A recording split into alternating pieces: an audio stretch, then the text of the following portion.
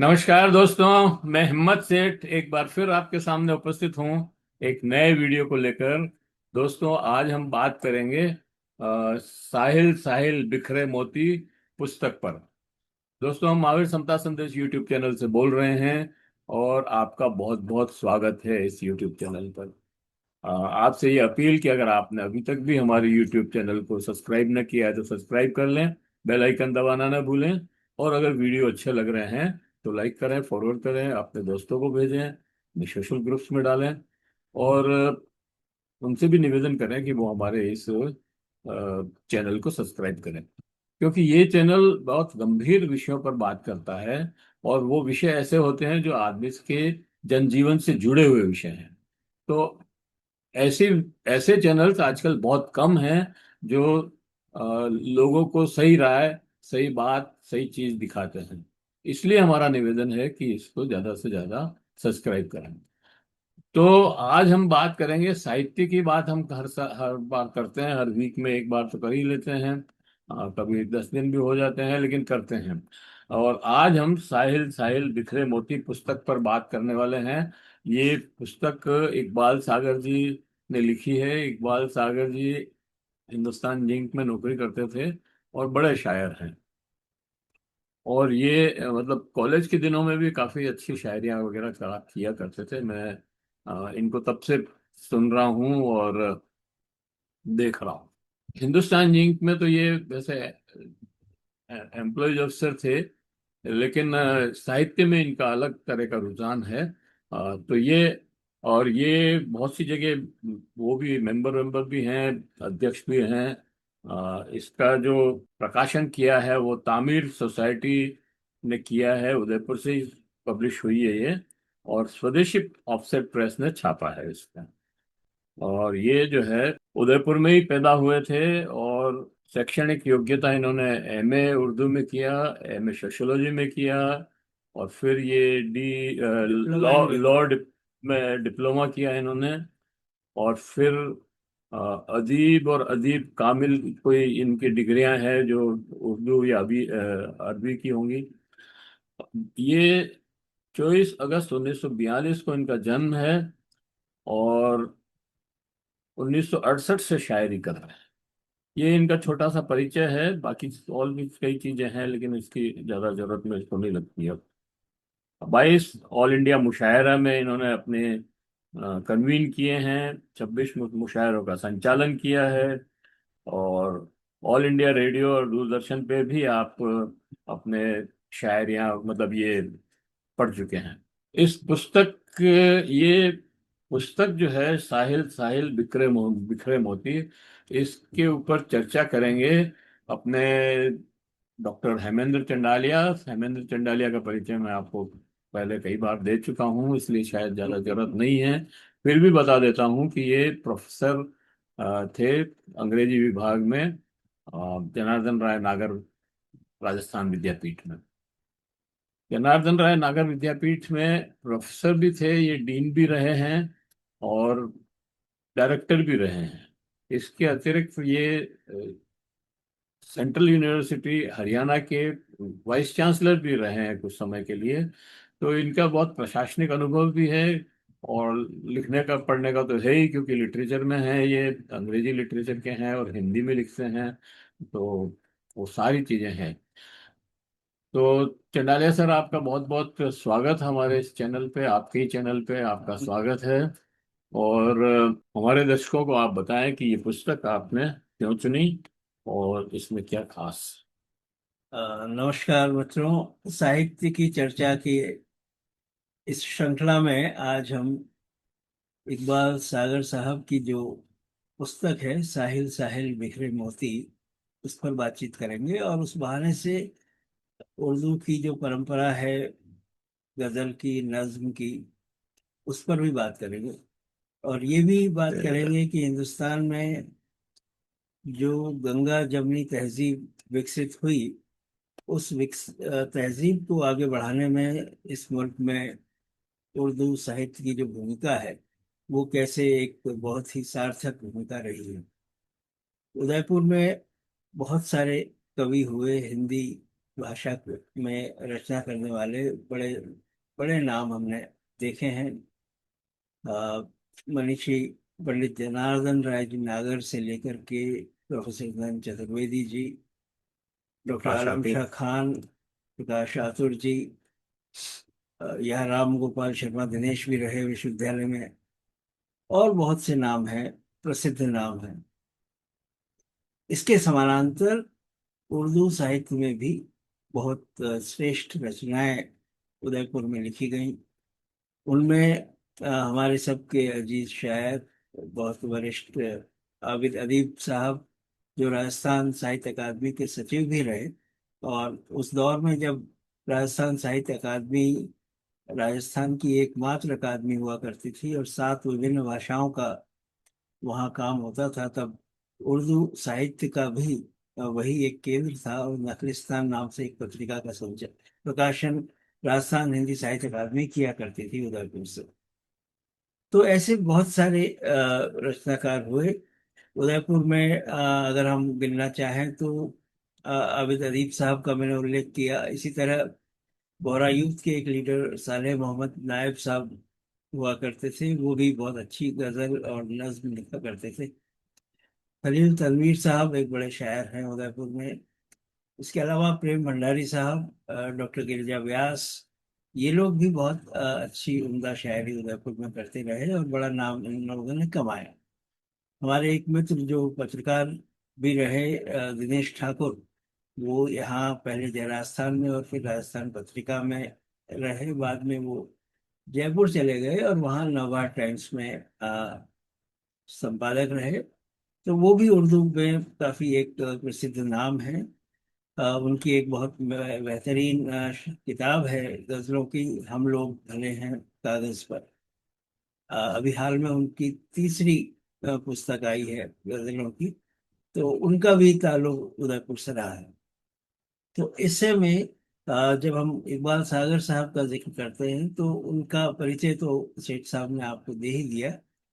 मुझे बिल्कुल शुरुआत से ही अगर हम कहें बात शुरू करें तो एक मजेदार जिक्र मैं करना चाहूंगा कि इसका जो शीर्षक है, साहिल साहिल बिखरे मोती। साहिल का अर्थ होता है किनारा, लेकिन अगर आप चाहें भी तो किनारे पर मोती नहीं मिलते हैं, मोती मिलते हैं गहरे सागर में। तो ये इकबाल सागर हैं जो समंदर की तल से वो मोती लेकर के आए हैं, जो उन्होंने हर साहिल पर बिखेरे हैं अपनी गजलों और नज्मों के नाम से, उनके रूप में। तो जो तट पर लेकर के आए हैं इन मोतियों को समुद्र की गहराई से, वो इकबाल सागर है। और इकबाल सागर की जो खासियत है, इन गजलों के माध्यम से जो हमें पता चली है कि वो हिंदी और उर्दू दोनों जुबानों का मिला जुला प्रयोग अपनी शायरी में करते हैं। और इसके साथ ही एक बहुत कॉमन जो थ्रेड है उनकी पूरी रचनाओं में, वो ये है कि देश प्रेम का जो जज्बा है उनका, वो बार बार उनकी गजलों में सामने आता है। ये बात कहना इसलिए जरूरी है कि अब जो हालात देश में इस समय हो गए हैं, उसमें न जाने क्यों ये होने लगा है कि मुसलमानों को हर बार अपनी देशभक्ति की मिसाल देनी पड़ती है, जो कि कतई जरूरी नहीं है। जो लोग हिंदुस्तान में पैदा हुए और इस मुल्क को अपना मुल्क मान करके यहाँ रह रहे हैं, उनसे किसी किस्म की बार बार सनद लेने की आवश्यकता नहीं है। लेकिन इकबाल साहब अपनी शायरी में बार बार उल्लेख करते हैं कि देश के प्रति उनका जो जज्बा है वो कितना मजबूत है, बार बार अपनी शायरी में इसका जिक्र वो करते हैं। साथ ही जो अपने समय के सवाल हैं, उन सारे सवालों पर भी वो अपना ख्याल रखते हैं। जो देश की दुनिया की हालात हैं, जो आर्थिक सामाजिक मसले हैं, और गजल जिसको शाब्दिक रूप से अगर आप समझने की कोशिश करें तो इश्क और मोहब्बत की बात को असरदार ढंग से कहने का नाम ही गजल है। तो वो सारी बातें भी हम उनकी शायरी में देखते हैं।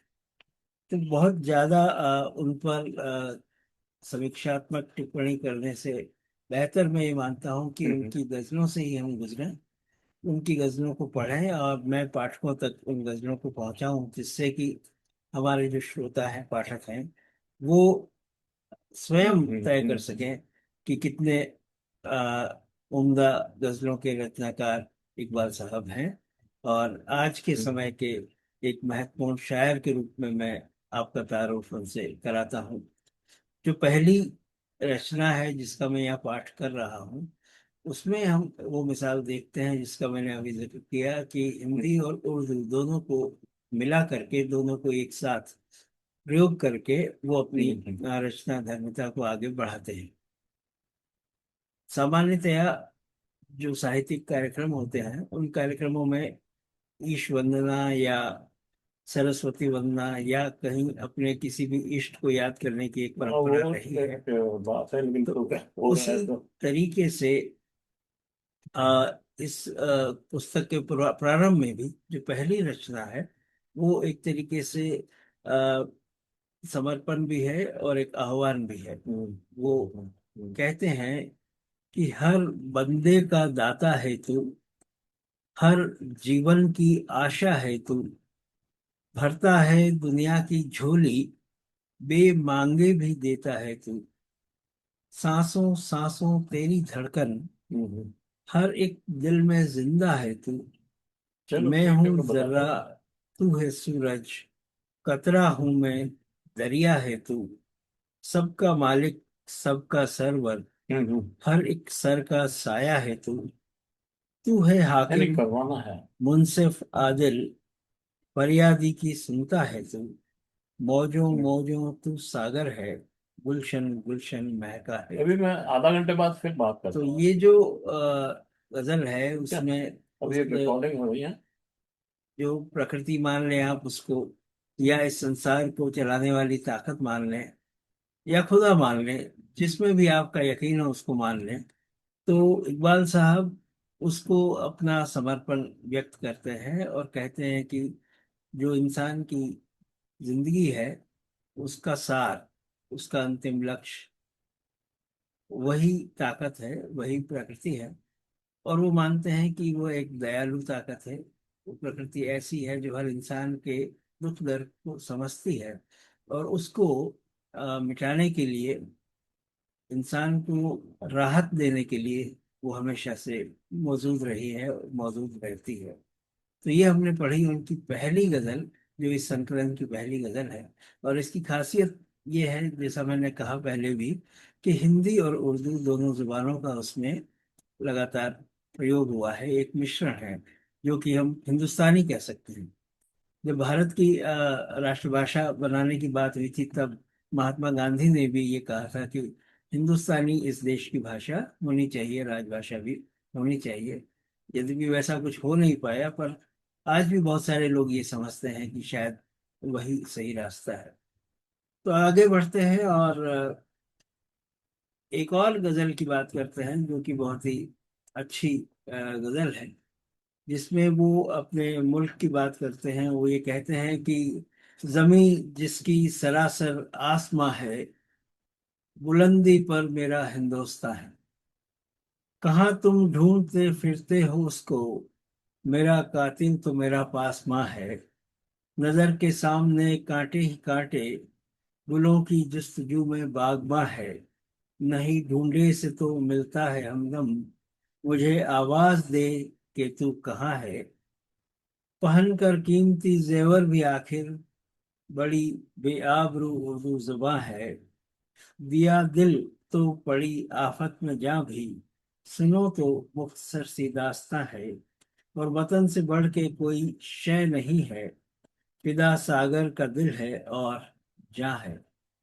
तो जैसा मैंने कहा, इकबाल साहब अपनी गजल में, अपनी नज्मों में बार बार हिंदुस्तान का जिक्र करते हैं, और कहते हैं कि उनकी जान, उनका दिल, उनकी समझ, उनकी कल्पना, सब कुछ इस मुल्क पर, इस देश पर फिदा है। तो उसका जिक्र इस गजल में भी हुआ है। और जो पहला शेर है, मतला से लेकर के मक्ता तक, आखिरी शेर तक, सब जगह उन्होंने अपने मुल्क को याद किया है और ये कहा है कि वो इस देश पर कुर्बान है। तो ये गजल मैंने आपके सामने पढ़ी। इसके अलावा जो फिर एक गजल का मैं जिक्र करना चाहूंगा, जिसमें वो एक अलग सी बहर की गजल है। बहुत छोटी बहर की गजल है, लेकिन बहुत ही अच्छी गजल है, जिसका मैं यहाँ आपके सामने पाठ कर रहा हूँ। वो कहते हैं कि बोझ अजब है सांसों पर, जीवन कैसे होगा बसर। जाने वाले देख तो ले, जाते जाते एक नजर। आखिर मंजिल मौत बनी, खत्म हुआ जीवन का सफर। चारों ओर अंधियारा है, ऐसे में अब जाएं किधर। सब्र ही दौलत है अपनी, थोड़े में होता है गुजर। और गम के पीछे खुशियां हैं, रात अंधेरी लाई सहर। आस का तारा कोई नहीं है, रात ये कैसी होगी बसर। अल्लाह नैया पार करे, सागर की हर मौज खबर। तो ये गजल है, जिसमें कभी वो निराशा की बात भी कर रहे हैं, नाउम्मीदी की भी बात कर रहे हैं, और कभी उम्मीद की भी बात कर रहे हैं। तो अजीब सा एक मिश्रण है आशावाद का और जीवन की जो तलखियां हैं, उससे उत्पन्न निराशा का। तो ये गजल है, और इसके साथ ही एक और गजल है जो काफी उम्मीद भरी गजल है, और लोगों को एक संदेश देने का काम भी उसमें इकबाल साहब ने किया है। कि लोग जो हालात से डर जाएंगे, जिंदगी होते हुए मर जाएंगे, और खून दिल से करके हम रोशन चिराग, हर डगर में रोशनी भर जाएंगे। तो मैं ये दोनों गजलें साथ साथ इसलिए पढ़ रहा हूँ कि कहीं हमारे श्रोताओं को यह न लगे कि तो पैसिमिस्टिक कवि हैं इकबाल साहब। क्योंकि जहाँ आशा है वहीं निराशा है, लेकिन जहाँ निराशा है वहीं उम्मीद और आशा भी है। तो वो इस गजल में उम्मीद की बात कर रहे हैं, और ये कह रहे हैं कि खून दिल से करके हम रोशन चिराग, हर जगह में रोशनी भर जाएंगे। और क्या खबर थी आज इस महफिल से, हम लेके एक इल्जाम सर पर जाएंगे।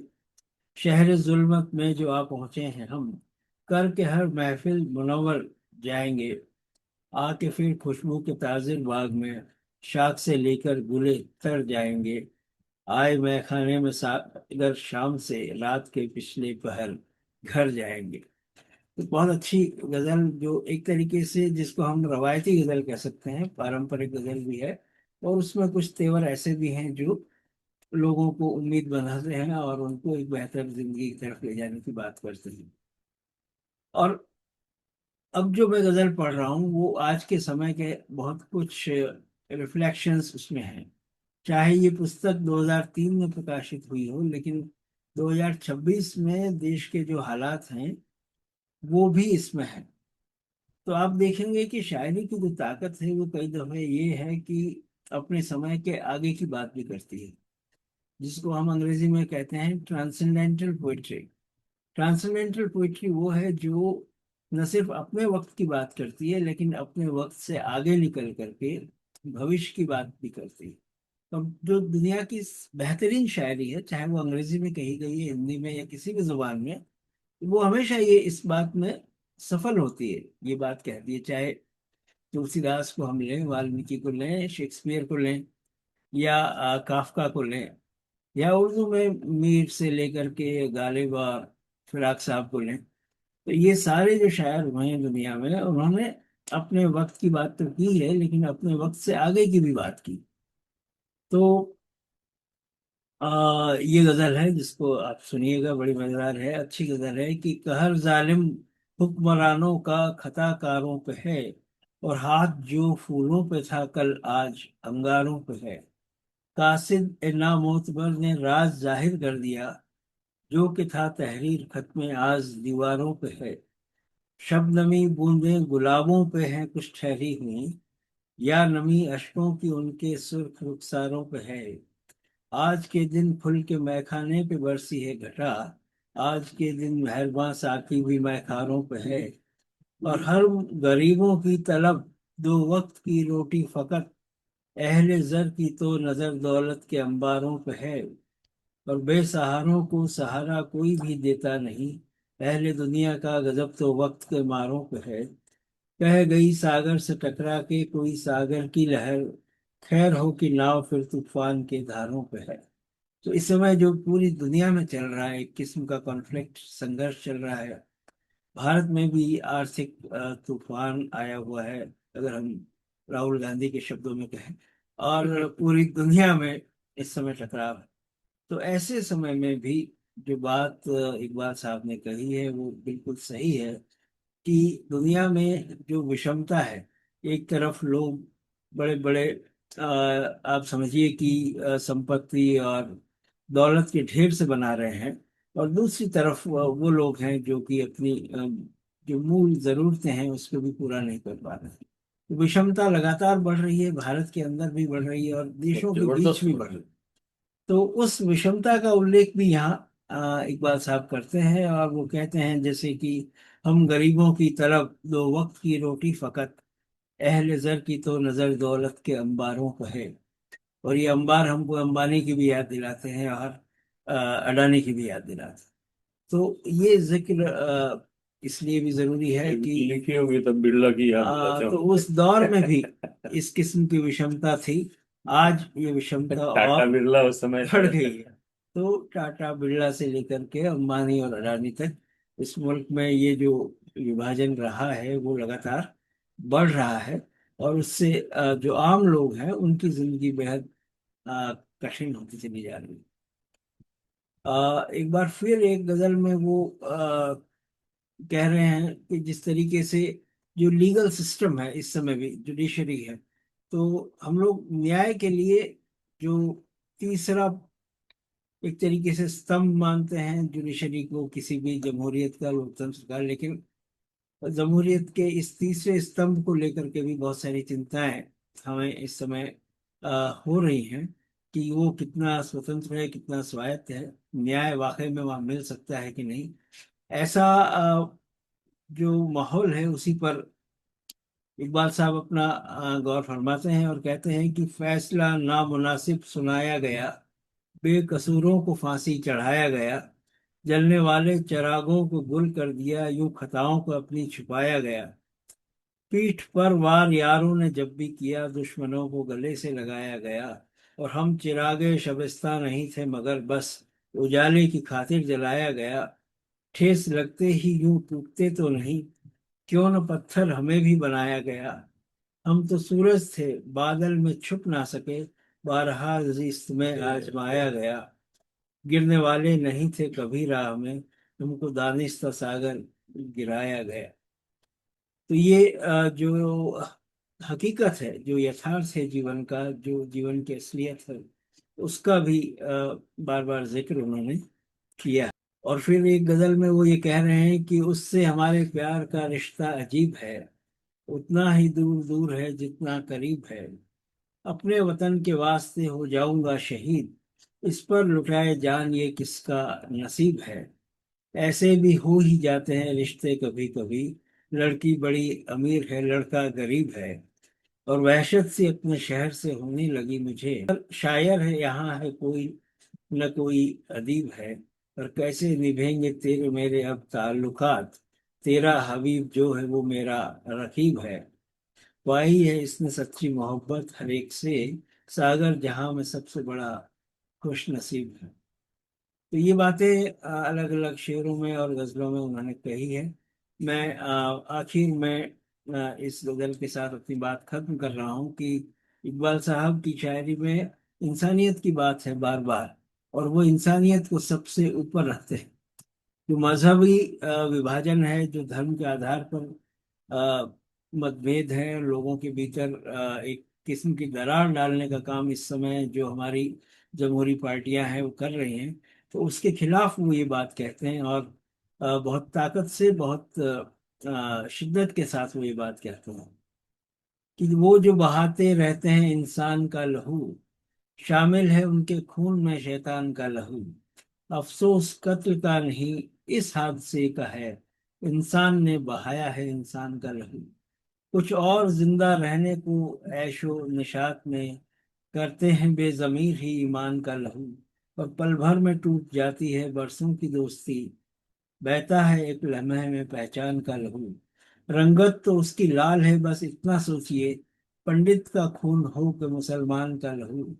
दम तोड़ते मरीजों को देता है जिंदगी, इंसान के काम आता है इंसान का लहू। और सागर जो तुझको जान से ज्यादा अजीज था, करके चला गया वही अरमान का लहू। तो ये बहुत खूबसूरत सी गजलें हैं। कुछ गजलों का हमने यहाँ पाठ किया, लेकिन इसके अलावा भी बहुत सारी बेहतरीन गजलें इस संकलन में आपको मिलेंगी। आप कोशिश करें, ये पुस्तक आपको मिल जाएगी। महाराणा मेवाड़ चैरिटेबल फाउंडेशन ने इसके प्रकाशन में सहायता की थी, जिसका उल्लेख इकबाल साहब ने अपनी भूमिका में किया है। तो मैं भी यहाँ उसका उल्लेख कर दूं, ताकि कृतज्ञता ज्ञापन में कहीं कमी हमारी ओर से भी न रहे। तो मैं मुबारकबाद देता हूँ इकबाल सागर साहब को इस बेहतरीन संकलन के लिए। और आप सभी लोगों से गुजारिश है कि जब भी समय मिले इस पुस्तक को पढ़ने का श्रम करें, आपको बहुत आनंद आएगा। बहुत बहुत शुक्रिया। जय हिंद।